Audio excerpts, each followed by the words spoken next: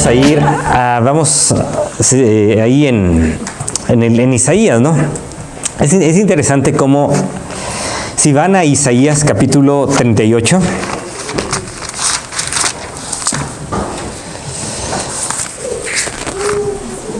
vamos a ver una verdad aquí en Isaías, donde a veces uno se pregunta, ¿pero por qué, no? Cuando uno escucha este tipo de principios bíblicos o de realidades.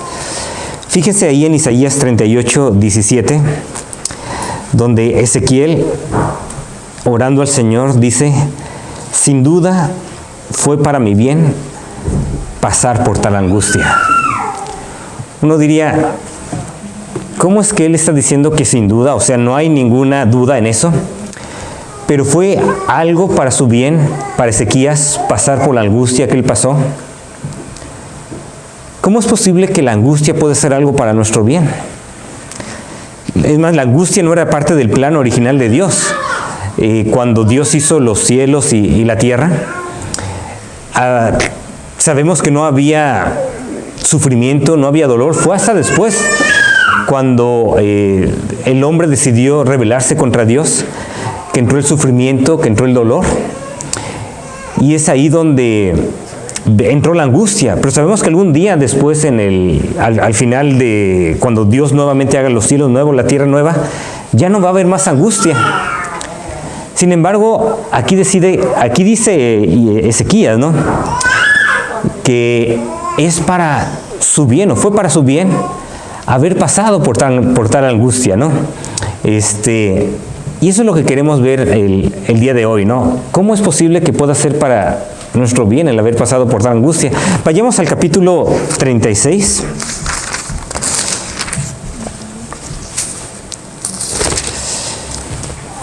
Y aquí vamos a ver la angustia y vamos a ver por qué fue bien para él pasar por esa angustia y sobre todo por qué puede ser para nuestro bien también cuando pasamos por angustias. Fíjese ahí en el capítulo 36, donde la situación prácticamente que está pasando es que ahí dice en el año 14 de reinado de Ezequías, Sennacherib, rey de Asiria, atacó y tomó todas las ciudades fortificadas de Judá. Entonces aquí tenemos a alguien que está atacando por parte de Asiria. Asiria era el gran imperio de aquellos tiempos. Imagínense como si fuera Estados Unidos que estuviera atacando a otro imperio de las naciones más poderosas. Y ahí menciona que atacó las ciudades fortificadas de Judá y ya nada más iba a atacar luego a Jerusalén, que era donde estaba Ezequías. Dice, desde Laquis, el rey de Asiria envió a su comandante en jefe al frente de un gran ejército para hablar con el rey Ezequías en Jerusalén. Entonces ahí ya va directamente con Ezequías. Y fíjese lo que le menciona ahí en Ezequías.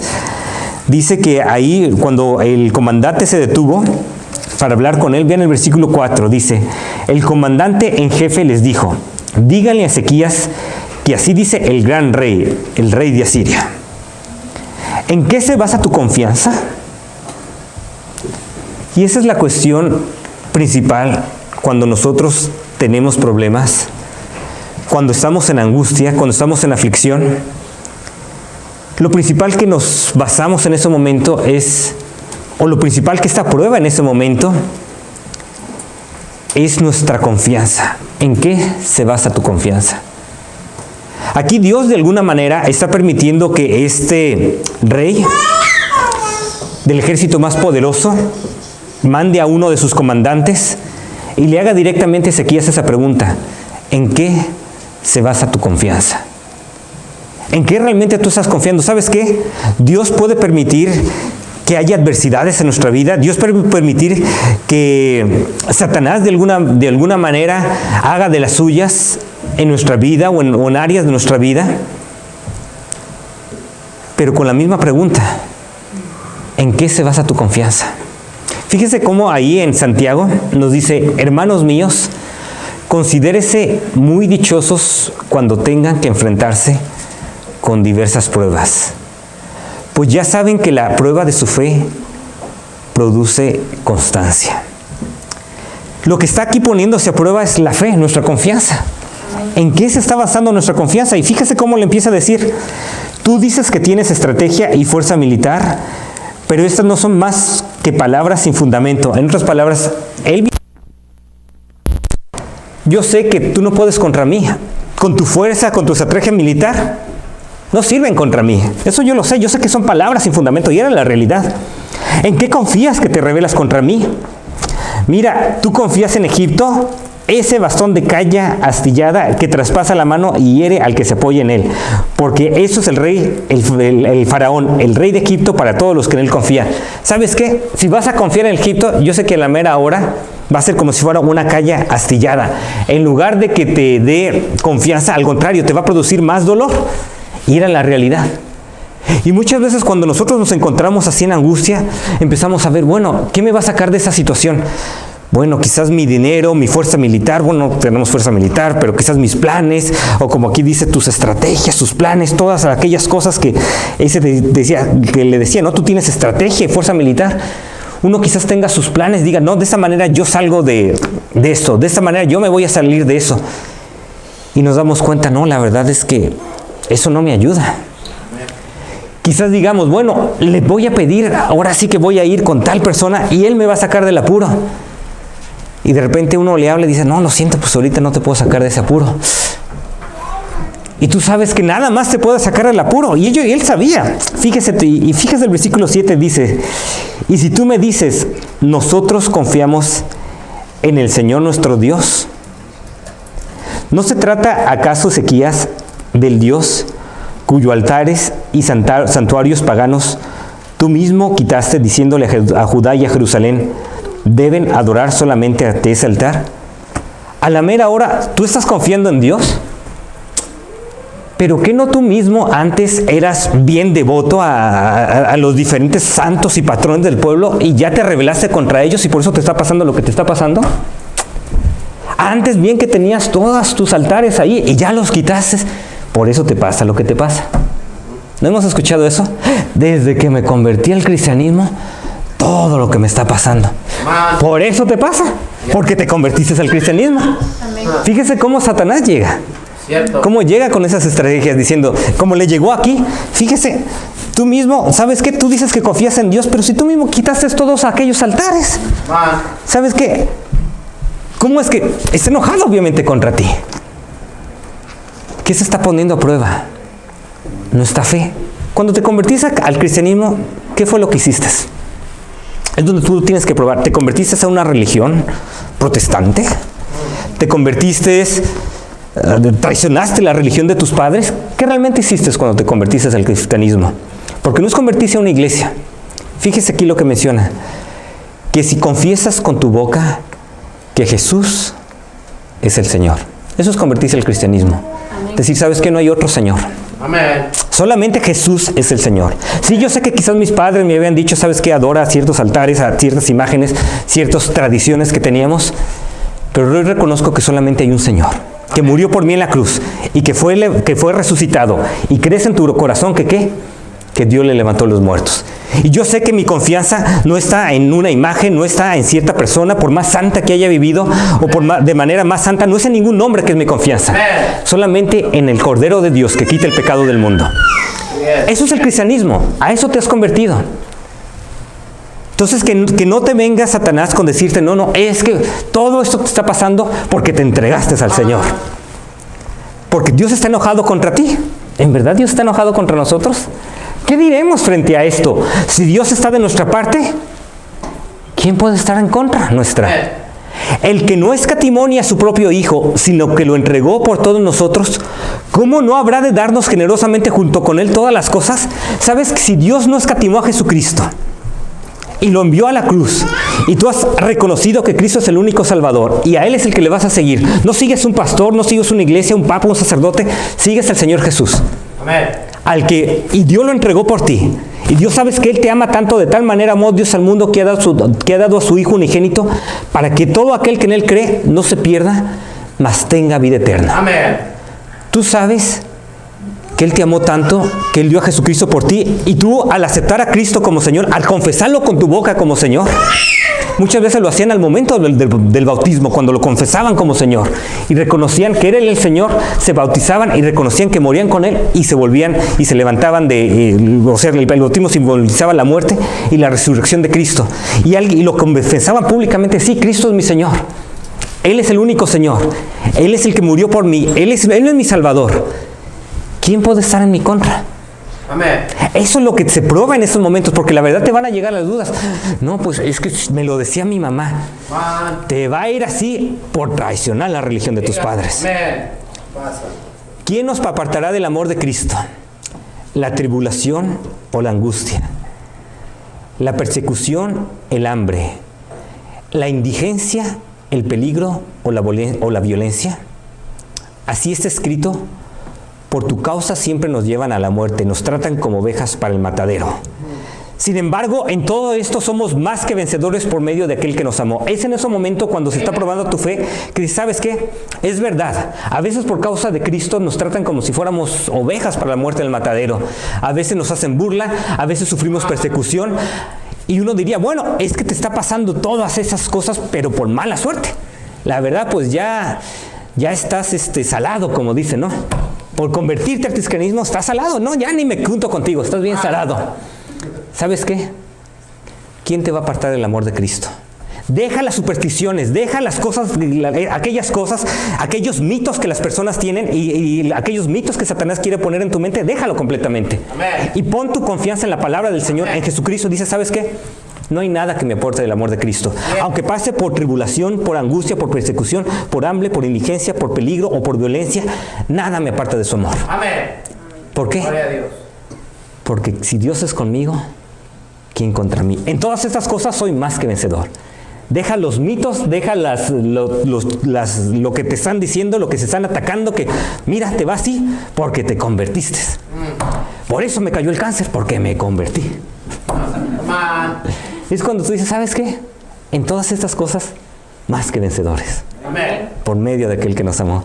Y fíjense cómo se va probando nuestra fe, ¿no? Y esa es la cuestión.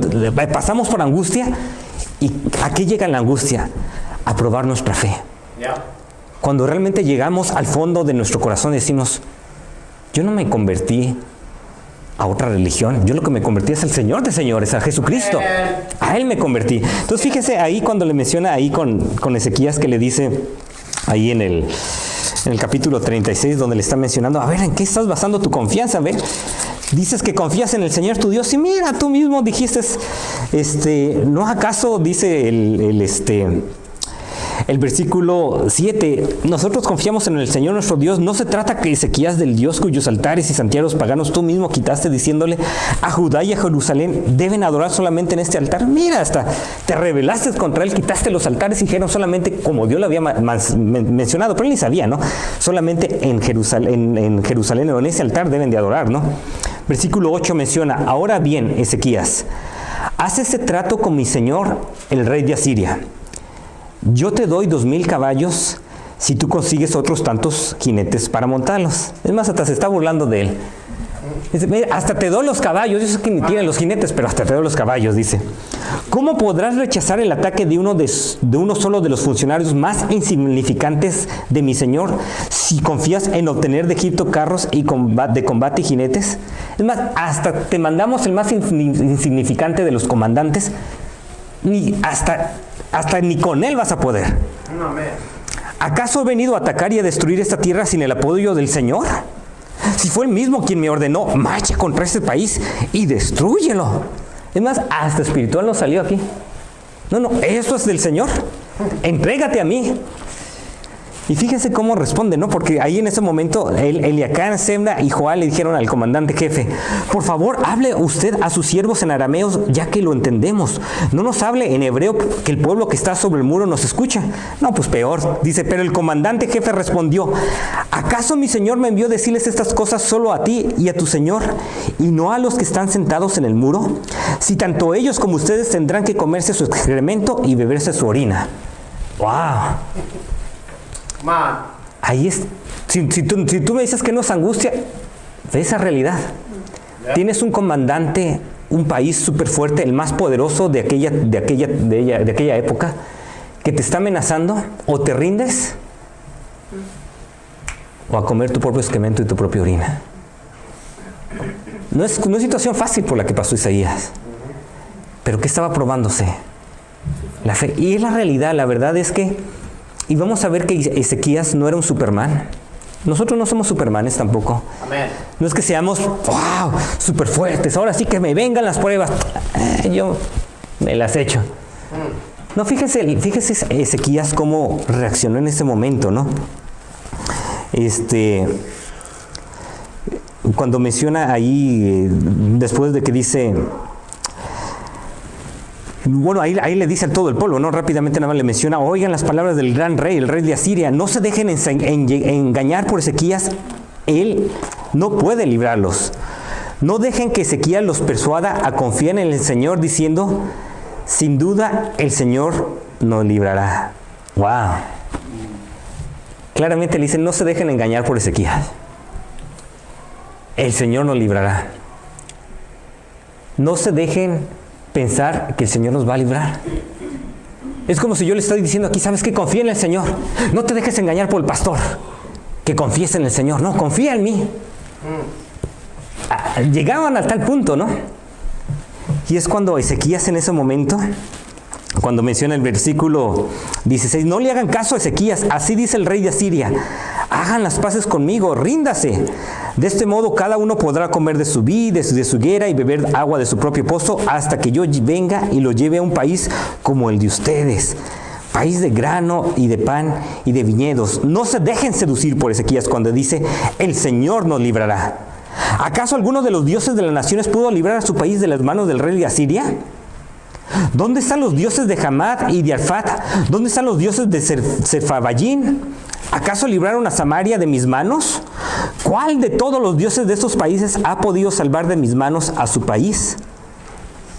¿Cómo entonces podrá el Señor librar de mis manos a Jerusalén? Bueno, si este no es un argumento persuasivo, ¿qué será, no? Satanás sabe cómo atacar. Y la realidad, la verdad es que ninguno de los otros dioses los había podido librar. Entonces, ¿cómo el Señor los va a librar? ¿Pero quién tenemos? Al Señor de señores. Y fíjese cómo llegó Ezequías, cuando el versículo 37, donde menciona, cuando el rey Ezequías escuchó esto, se rasgó las vestiduras, se vistió de luto y se fue al templo del Señor. Además envió a Eliaquín, administrador del palacio, al cronista Seba y a los sacerdotes más ancianos, todos vestidos de luto, para hablar con el profeta Isaías, hijo de Amós. Fíjese que en tal angustia estaba Ezequías. Aquí llega alguien blasfemando de aquella manera, que verdad, Ezequías sabía que tenía razón, sabía que él no tenía ni fuerza ni estrategia militar. Ezequías sabía que no podía ir y confiar en Egipto. Ezequías sabía que él no podía resistir ni al mínimo de sus comandantes. Y estaba angustiado. Y fíjense cómo menciona el versículo 3. Y le dijeron, así dice Ezequías, hoy es un día de angustia, castigo y deshonra, como cuando los hijos están a punto de nacer y no se tienen fuerzas para darlos a luz. Tal angustia como cuando la mamá está a punto de dar al hijo, pero ya no puede salir, ya no hay fuerzas para salir. Tal angustia, o sea, es una, si uno dicen como dicen los doctores, a ver, ¿qué tan fuerte está tu dolor? Del 1 al 10. Diría 11, o sea, en otras palabras, ya insoportable. No estamos hablando que Ezequías era un Superman. Fíjense aquí cómo se humilla. Aquí está con dolor al máximo. Y fíjense que como menciona el versículo 4, tal vez el Señor tu Dios oiga las palabras del comandante en jefe, a quien su señor, el rey de Asiria, envió para insultar al Dios viviente. Que el Señor tu Dios lo castigue por las palabras que ha oído. Eleva pues una oración por el remanente del pueblo que aún sobrevive. Dice, tal vez el Señor nos escuche. ¿Cuánta fe tenía Isaías? No demasiada. Pero dice la Biblia que si tienes fe como un grano de mostaza, puedes decir a este monte, quítate de aquí y traspásate el mar, y se hará. En otras palabras, no es tan importante la cantidad de fe que tengas, sino en quién pongas tu fe y tu confianza. Amén. Tú cuando llegas en tiempo de angustia, no tienes que venir y no tienes que tratar de serte el superhéroe, el super espiritual. Es difícil, Y no tienes que tratar de aparentar con los hermanos. Ah, ¿sabes qué? No, a mí eso no me afecta. Amén. Sencillamente tú tienes que llegar con tus debilidades. Amén. Decir, ora por mí. Amén. Estoy pasando por un tiempo de angustia. Amén. No, es que ¿cómo es posible? Eres el pastor. Eres el hermano encargado de la ofrenda. O eres el hermano encargado de esto, del otro. ¿Cómo es posible que estés angustiado? Ezequías, donde lo menciona como un ejemplo entre todos los reyes de Israel. Amén. Decía, pues tal vez el Señor nos escuche. ¿Sabes qué? Dios no quiere que nos tratamos de hacer los fuertes. Yo me acuerdo cuando estaba pasando por la quimioterapia, algo que decidí es no tratar de hacerme fuerte o de aparentar. Simplemente era la realidad. Está pasando por un tiempo difícil. Dios no quiere que nos tratemos de ser los fuertes, los supermanes. Dios quiere que lleguemos con nuestras debilidades y pongamos nuestra confianza en Él. Amén. Aquí no estamos para criticar a otros hermanos cuando están pasando por tiempos difíciles o cuando su fe flaquea. Así es. No, aquí estamos para orar por ellos. Amén. Y más, tú no te sientas mal decirle a otro hermano, ¿sabes qué? Me falta fe. Amén. Vamos a orar por ti. Amén. Porque el hecho de que estás buscando al Señor, ¿qué significa? Que con ese grano de mostaza pones tu confianza en el Señor y el Señor puede hacer maravillas. Así es. Amén. Pero lo importante es que pongas tu confianza en el Señor. Es lo que Ezequías al fin de cuentas hizo. Fíjense en el versículo 5, cuando dice, cuando los funcionarios del rey Ezequías fueron a ver a Isaías, este les dijo, díganle a su señor, que así dice el Señor, no temas por las palabras, por las blasfemias que has oído y que han pronunciado contra mí los subalternos del rey de Asiria. ¿Qué le dijo? No temas. ¿Cómo estaba Ezequías? Temblando, ¿te imaginas? Como el perrito ahí con la colita entre las patas. ¿Quién no? Él era la realidad. Tú no puedes contra ese ejército. Amén. Pero pones tu confianza en Dios y Dios ya le está respondiendo por medio del profeta. No temas contra esas blasfemias. Fíjese lo que Dios va a hacer. Mira, voy a poner un espíritu en él de manera que cuando oiga cierto rumor se regrese a su propio país. Allí haré que lo maten a filo de espada. ¿Sabes qué? Yo me voy a encargar de él. Él no sabe contra quién se está metiendo. Por eso digo, no importa tanto tu fe. Con que sea pequeñita como mostaza, ¿contra quién se mete en la almera ahora? Contra el Señor Todopoderoso. Todo lo que tú tienes que hacer es tal como cuando una persona, había un caso cuando ahí en los evangelios donde menciona que los discípulos trataron de echar fuera a un demonio y el padre decía, ¿sabes qué? Lo llevó a Jesús, tus discípulos intentaron y no pudieron. Dijeron, pero si puedes, haz algo. Dijo Cristo, ¿sí puedo? Al que cree todo le es posible. En otras palabras, todo lo que te necesitas es nada más poner tu confianza correcta en la persona correcta, no en los discípulos, sino en mí. Amén. Y él dijo, creo, pero ayuda a mi incredulidad. En otras palabras, mi fe es poquitita, creo, aunque sea poquito, pero ayúdame. Y con esa fe que tuvo, el demonio salió. Amén. En otras palabras, lo más importante es ponemos nuestra confianza en Él. Y fíjese cómo Dios lo menciona. Luego el versículo 9 menciona, luego Sennacherib recibió el informe de que Tiraca, rey de Cus, había salido para luchar contra él. Al enterarse de esto, envió mensajeros a Ezequías para que le dijeran, tú Ezequías, rey de Judá, no dejes que tu Dios en que confías te engañe. ¡Wow! No dejes que tu Dios en que confíes te engañe. Cuando dice, no caerá Jerusalén en manos del rey de Asiria. Sin duda te habrás enterado de lo que se han hecho los reyes, y le vuelve a repetir lo mismo. ¿Libraron sus dioses a las naciones anteriores? ¿Dónde está el rey de Afad, el rey de Sefarvayim, el de Ena o Iva? Y a veces así pasa la prueba.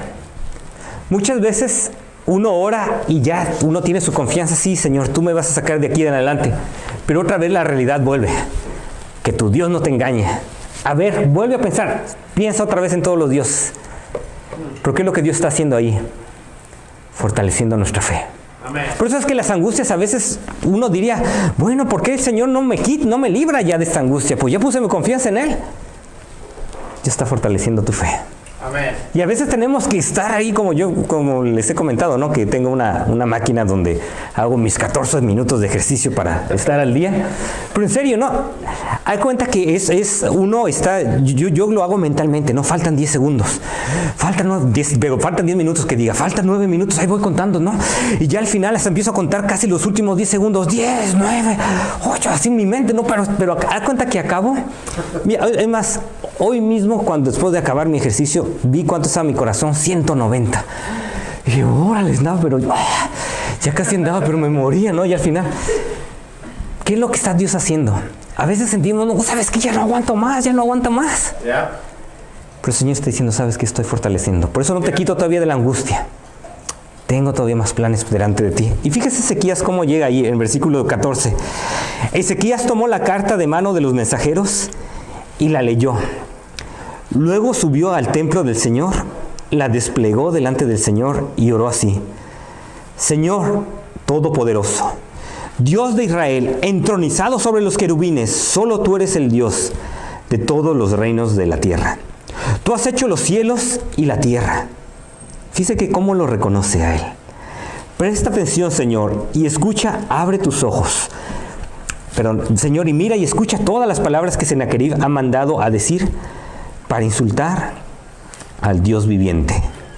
Es verdad, Señor, que los reyes asirios han asolado todas estas naciones y sus tierras, han arrojado al fuego sus dioses y los han destruido, porque no eran dioses sino solo madera y piedra, obras de manos humanas. Ahora pues, Señor y Dios nuestro, sálvanos de su mano, para que todos los reinos de la tierra sepan que solo tú, Señor, eres Dios. Qué oración tan bonita. Señor, tú eres el creador de los cielos y de la tierra. Es verdad. Él tiene razón al decir que todos los otros, que Él destruyó a todos y que todos los otros pueblos y que ninguno de los dioses los pudo librar. Es verdad.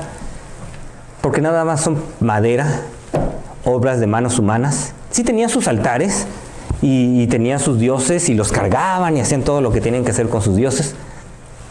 Obra de manos humanas, pero tú eres el Dios de los cielos y la tierra. En ti he puesto mi confianza y yo sé que tú estás conmigo, no por mí mismo, no por lo que yo soy, sino por Jesucristo. Porque si Dios no escatimó a su propio Hijo, y yo lo he reconocido y le he pedido que Él sea mi Salvador, y cuando tú le pediste a Cristo que Él era tu Salvador, no es que dijiste, Señor, te prometo que nunca más voy a pecar para que entres en mi vida. No, Dios no quiere ese tipo de promesas. Tú le dijiste, Señor, soy un pecador y necesito de tu gracia, de tu perdón, y que tú me salves, tal como yo soy. Amén. Y es así como llega el Señor y te salva. Amén. No somos súper espirituales, no somos súper héroes, no somos de los que salen en las caricaturas, que todo salen contra ellos y nunca se mueren, no. Somos débiles, pero tenemos ese Dios. Amén. Y fíjense cómo menciona ahí, qué es lo que responde Isaías, ¿no?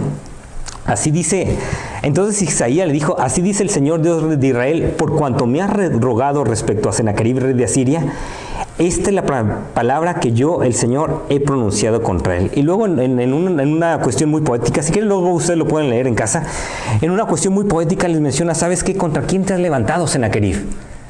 Contra el Dios de los cielos. Y menciona ahí versículo 28, yo sé bien cuando te sientas, cuando sales, cuando entras, cuando ruges contra mí, yo te conozco. ¿Sabes qué? Porque has rugido contra mí y tu insolencia ha llegado a mis oídos, le pondré una argolla en la nariz, un freno en la boca, y por el mismo camino por donde viniste, te haré regresar. En otras palabras, te voy a callar tu boca. Amén. Pero cuidado cuando Dios calla la boca. Yeah. Cierto. Porque fíjese lo que le pasó. Y luego le da una señal, ¿no? Y esta es más, Ezequías, va a ser la señal. Este año comerán lo que crezca por sí solo, el segundo lo que de allí brote, y el tercer año sembrarán y comerán y plantarán viñas y comerán su fruto. Lo que él les decía, no, vengan conmigo y van a comer viñas y fruto. No, tú no tienes que estar esperando en otras cosas para tu provisión. El Señor provee. Busca primeramente el reino de Dios y su justicia. El Señor te encarga de lo demás. Amén. No, pero es que si sigo al Señor, pues me viene la mala suerte, me viene esto. No, quítate ya de esos mitos. Amén. Sigue la realidad del Señor. Confía en Él. Él tiene cargo de tu vida, Él cuida de ti, Él tiene cargo de cualquier otra persona, no importa que sea el presidente más poderoso de todo el mundo. Amén. Si Dios quiere, le puede cerrar la boca. Sí es. Amén. Lo digo con todo respeto. No decir específicamente a quién quiero que les cierre la boca, no voy a decir a nada. Sencillamente, con todo respeto, algunos dicen, ¿en quién estás pensando? No saben, porque soy de México, soy de aquí, o sea, no saben en quién estoy pensando. Pero si Dios quiere, puede cerrar la boca. Le digo, no estoy diciendo en específico con quién, pero en otras palabras, nuestra confianza ¿con quién es? Es con el Señor. Es realmente lo que el Señor hace. ¿Y sabes qué? ¿Cómo? Pero cuando Dios cierra la boca, cierra la boca. Y fíjense lo que pasó con él. Fíjense cómo menciona ahí donde dice el versículo 33. Yo el Señor declaro esto acerca del rey de Asiria. No entrará en esta ciudad ni lanzará contra ella una sola flecha. No se enfrentará a ella con escudos ni construirá contra ella rampa de asalto. Volverá por el mismo camino que vino. En esta ciudad no entrará. Yo el Señor lo afirmo. Por mi causa y por consideración a David, mi siervo, defenderé esta ciudad. ¿Por qué Dios lo va a defender? ¿Porque Ezequías es súper bueno? ¿Porque Ezequías tiene una súper fe? Por causa y consideración a David, mi siervo. En otras palabras, ¿se acuerdan lo que es Jesucristo? Porque nos ha nacido un niño, se nos ha concedido un hijo. La soberanía reposará sobre sus hombros, y se le darán estos nombres: Consejero admirable, Dios fuerte, Padre eterno, Príncipe de paz. Se extenderá su soberanía y su paz, y no tendrá fin. Gobernará sobre el trono de David, y sobre su reino, para establecerlo y sostenerlo con justicia y rectitud desde ahora y para siempre. Eso rolará el celo del Señor. Es por Jesucristo, por ese niño que nació como un bebé, que tomó cuerpo humano como nosotros, y que murió en esa cruz, y que resucitó, y que tú has confiado en Él. Por causa de Él, el Señor actúa.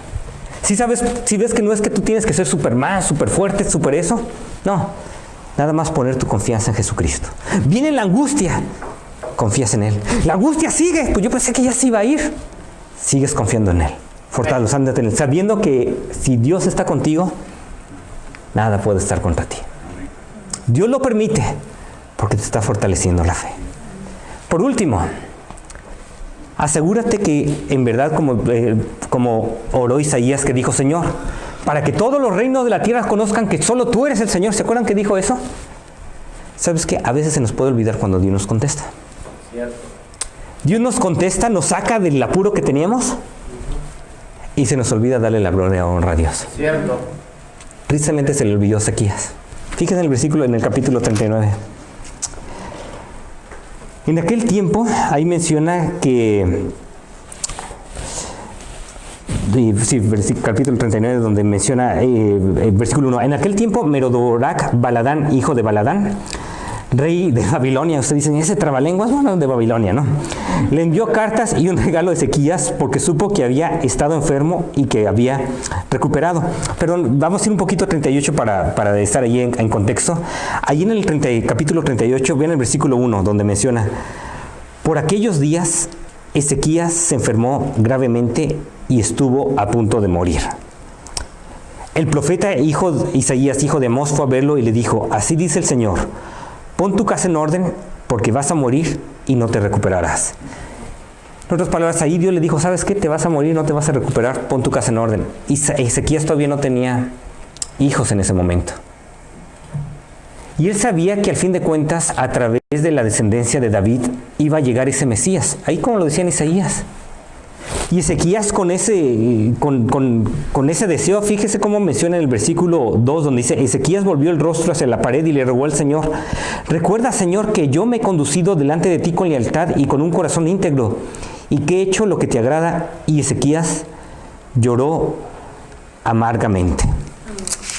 Entonces, ahí sencillamente Ezequías le dijo: Señor, tú me estás poniendo por esa angustia, pero recuerda, Señor, yo he sido fiel a ti. He tratado de seguir en tus caminos. ¿Y saben qué Dios hizo? Dios le concedió más vida.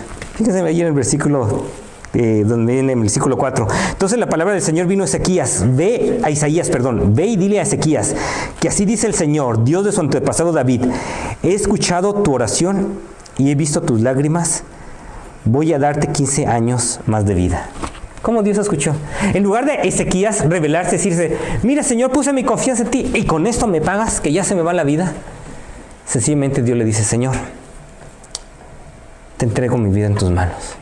Ten misericordia de mí. Ayúdame, Señor, a que todavía pueda ser de bendición aquí en este momento, en esta tierra, para lo que tú tengas de mí. Hay veces que el Señor llega con ese tipo de pruebas. Y es cuando uno tiene que decir, Señor, te entrego mi vida en tus manos. Yo me acuerdo justo cuando me dijeron que tenía cáncer, justo cuando llegué con mi esposa. Y la verdad sí estaba temeroso, obviamente, todo eso. Pero lo que más me quebrantó fue cuando Katy me dijo, no me dejes. Fue cuando dije, Señor, haz que siga viviendo, Señor. Es cuando tú te das cuenta que hay otras cosas que todavía tú sabes que eres de bendición a algunas otras personas y gracias a Dios que me da la oportunidad del Señor de servirles a ustedes. Amén. Gloria a Dios. Amén. Pero muchas veces es más, no es que Ezequías nada más estaba pensando en sí mismo, ¿no? Muchas veces uno piensa más en las otras personas que uno va a dejar. Cuando uno dice, Señor, todavía tengo otras personas que están en cierto sentido siendo de bendición o en cierto sentido soy de bendición para ellos. Amén. Tal como Ezequiel lo mencionó. ¿Y saben qué? El Señor se lo respondió. El Señor le dijo, ¿sabes qué? He escuchado tus lágrimas y oración. Voy a darte 15 años más de vida. Y a ti y a esta ciudad lo libraré de caer en manos del rey de Asiria. Yo defenderé esta ciudad. Y es más, hasta le dio una prueba increíble donde dice, antes los relojes que tenían era por medio de la sombra. Dijo, voy a regresar a la sombra. Y regresó a la sombra. Algo increíble. O sea, científicos no se explican, no hay una explicación congruente cómo pasó, qué pasó. Sencillamente pasó, no sabemos cómo pasó. Pero Dios hizo que regresara a la sombra ahí, ¿no? Le regresó la vida a Ezequías. Y tristemente, Ezequías, a pesar de haber visto todo eso, y nos puede pasar a todos, la verdad, al fin de cuentas, Ezequías de alguna manera tomó, porque fue un milagro grande, Ezequías de alguna manera se enorgulleció. Y cuando vean el capítulo 39, en el versículo 1, donde menciona, en aquel tiempo Merodarac, Baladán, hijo de Baladán, rey de Babilonia, le envió cartas y un regalo a Ezequías, porque supo que había estado enfermo y que se había recuperado. Ezequías se alegró al recibir esto y les mostró a los mensajeros todos sus tesoros, la plata, el oro, las especies, el aceite fino, todo su arsenal, todo lo que ven ellos. No hubo nada que en su palacio ni en todo su reino que Ezequías no le mostrara. ¿Se acuerdan que Ezequías iba a decir, para que todos los reinos de la tierra sepan que solo tú, Señor, eres Dios? Cuando llegaron estas personas de Babilonia, ¿qué fue lo que les mostró? Todas sus riquezas. En lugar de decir, ¿sabes qué? Fue la misericordia y el Señor el que lo hizo únicamente. Está. Y es fácil, la verdad, es más a Pablo. Pablo mismo ahí en 2 de Corintios capítulo 12, y ya con eso terminamos. Si vayan ahí a 2 de Corintios capítulo 12, donde Pablo mismo, él mismo mencionaba que Dios se había manifestado en su vida de una manera increíble. Dios lo había llevado, no sabe si en cuerpo o en espíritu nada más, Dios lo había llevado, menciona que hasta el tercer cielo, a la misma presencia de Dios. Ahí está el apóstol Pablo, era donde había podido estar, donde había escuchado cosas que no se le da posible a los hombres expresarlas. Y Pablo bien pudo haber dicho, ¿sabes qué? Pues soy súper espiritual. Pero fíjese Pablo en el capítulo 12, digo, si uno menciona, bueno, a esta persona pues ya lo hicieron santa, no, mis respetos. Pues, ¿qué diríamos de Pablo? En la misma presencia de Dios en vida. ¿Saben qué es lo que menciona ahí en el versículo 12, Pablo? En el capítulo 12, perdón, no en el versículo 12. Donde menciona ahí en el versículo 5, dice, de tal hombre podría hacer alarde, pero de mí no haré alarde, sino de mis debilidades. ¿Sabes qué? Si voy a hacer alarde, solamente es lo que Dios ha hecho. Yo conozco a esta persona que yo sé que era yo, pero era la nueva obra en Cristo Jesús. Mi espíritu, no sé, fue para allá. Me voy a gloriar de lo que yo he hecho, pero no de mí mismo. Versículo 7. Fíjese lo que Dios dice. Para evitar que me volviera presumido por estas sublimes revelaciones, una espina me fue clavada en el cuerpo, es decir, un mensajero de Satanás para que me atormentara. ¿Qué es lo que Dios le envió para evitar que se volviera presumido? Angustia. Una espina. ¡Ay! Un mensajero de Satanás. No sabemos específicamente de qué manera lo hizo. Quizás fue una enfermedad, quizás un demonio. No sabemos realmente específicamente qué es la manera en que Satanás lo hizo. Pero ¿sabes qué? Versículo 8 dice: 3 veces le rogué al Señor que lo quitara. Pero Él me dijo: te basta con mi gracia, pues mi poder se perfecciona en la debilidad. Por lo tanto, gustosamente hará más bien alarde ¿de qué?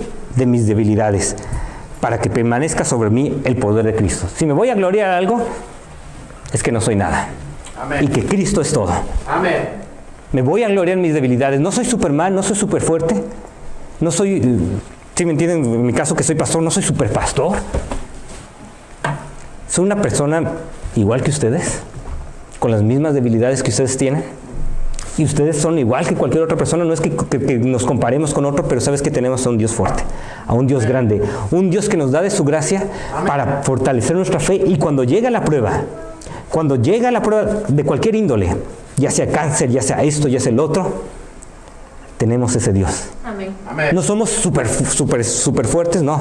Nos arrodillamos delante de Él. Decimos: Señor, soy débil, Amén. pero yo sé que tu poder se perfecciona en mi debilidad. Y tú me vas a dar la fuerza para pasar por esta prueba. Así es. Amén. Amén. Bueno, hermanos, que el Señor nos ayude a tener esa fuerza. Que el Señor nos ayude a tener esa confianza para que podamos ver el poder de Cristo. Tal como dice aquí el versículo 9, donde dice: por eso me regocijo en debilidades, insultos, privaciones, persecuciones y dificultades que sufro por Cristo. Porque cuando soy débil, entonces soy fuerte. Ya acabaron su clase, ¿verdad? Bueno, quizás si los podemos poner tantito para mientras que hacemos la oración, quizás nada más ahí en el cuarto. Sí, adelante, ahí pueden ir con nosotros. Para poder nada más meditar en lo que nosotros hemos visto y escuchado. El Señor realmente quiere que veamos que cuando pasamos por problemas, por situaciones difíciles, no nos amarguemos contra Dios. No creamos a los mitos de las personas que nos va a decir: por convertirte al cristianismo eso te pasó. Dios lo que quiere es que pongamos nuestra confianza en Él. ¿Sabe qué? Va a ser para nuestro bien pasar por angustias. Amén. No es que las busquemos las angustias, ni que le digamos: échenme las angustias. Claro que sí, no. No, oramos para salir de las angustias, pero al fin de cuentas, Dios tiene un propósito cuando vienen las angustias. Amén. Fortalecer nuestra fe. Que realmente esa confianza que tuvimos inicialmente cuando lo reconocimos como nuestro Señor, como nuestro Salvador, pueda seguir fortaleciéndose. Y podamos seguir reconociéndole más y cada vez reconociéndole más y más como nuestro Señor, como nuestro Salvador. Y podamos presenciar su presencia, podamos presenciar su misma gloria, su presencia, su amor en nuestras vidas. Porque es esa fe la que te abre las puertas, las montañas. Esa confianza en Él. Esa es la manera en que uno se relaciona con el Señor, en el cual uno recibe todas esas bendiciones del Señor al poner nuestra confianza en Él. Es difícil, no es fácil. No fue fácil para Ezequiel lo que pasó. Pero ¿sabes qué? El Señor está ahí. Vamos a orar, todos con sus ojos cerrados. Vamos a meditar en lo que hemos escuchado. Quizás hay alguien aquí que tú digas: la verdad es que yo ni siquiera estoy seguro que Cristo es mi Salvador. Yo sé que Él murió en la cruz, pero nunca realmente lo he reconocido como mi Salvador. No me he convertido a Él. No te conviertes a una religión, te conviertes a Cristo. Yo la verdad no me he convertido a Él en cierto sentido. Quizás haya ido a una iglesia, pero nunca de corazón lo he reconocido como el único Señor y Salvador de mi vida. ¿Sabes qué? Dios está ahí y Dios quiere perdonarte. Dios quiere amarte. Todo lo que tienes que hacer es abrirle la puerta de tu corazón. reconocer que Él es el único Señor, el único que murió por ti, que pagó por todos tus pecados y que resucitó. Eso es todo. Tú no tienes que llegar a Él diciendo, mira, voy a tratar de cambiar, de transformarme para que tú vengas a mí. No, tú no puedes. Tú eres débil. Pero Cristo puede hacerlo en ti. Y si tú nunca le has abierto la puerta de tu corazón a Jesús, ¿por qué no se lo dices? Ya sé que me estás viendo allí en el internet, aquí mismo. ¿Por qué no le dices al Señor ahí mismo en tu corazón, de lo más profundo de tu vida, de tu corazón, le dices, Señor Jesús, sé que soy pecador. Sé, Señor, que merezco la condenación. Pero también sé que tú moriste por mí, tú me quieres perdonar. Y te hablo en mi corazón para que entres en mi vida, para que me perdones, para que tú me salves, Señor. Te reconozco como el único Señor, el único Salvador. Y gracias, Señor, por salvarme, por darme esa nueva vida, Señor. Gracias, Señor. Amén. Quizás tú ya eres